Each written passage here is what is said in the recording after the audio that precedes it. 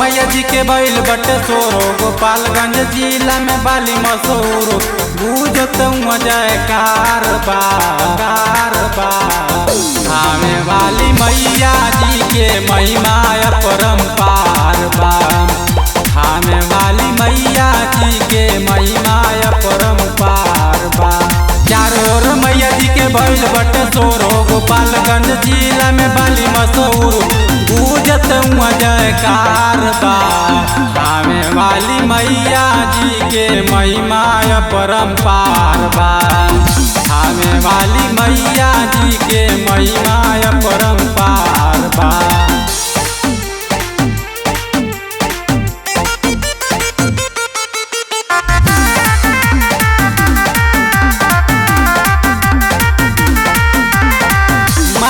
अपनी भगतन के संकट से बचावेली, डूबत नैया के पार लगावेली। माई अपनी भगतन के संकट से बचावेली, डूबत नैया के पार लगावेली। सतयुग द्वापर में बनल दामो, गोपालगंज जिला में बड़ी बड़े नामो। पूरब ओर से द्वार बा थामे वाली मैया जी के महिमा अपरंपार बा। थामे वाली मैया जी के महिमा अपरंपार बा। महिमा अपरंपार बा। महिमा अपरंपार बा। केहू शेरवाली कोए केहू जोतवाली, माई के चरनिया से जाला न केहू खाली। केहू शेरवाली कोए केहू जोतवाली, माई के चरनिया से जाला न केहू खाली।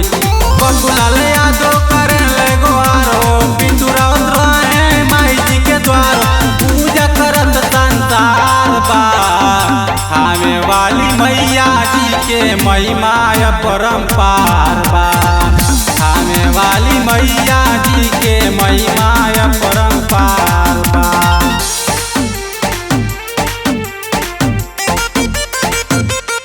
आवे वाली मैया जी के महिमा अपरंपार बा। लिखल न तुने यादो माई के बजानवा, गावेले रमेश जी माई के गुण गानवा। माई के गुण गानवा लिखल न तुने यादो माई के बजानवा, गावेले रमेश जी माई के गुण गानवा।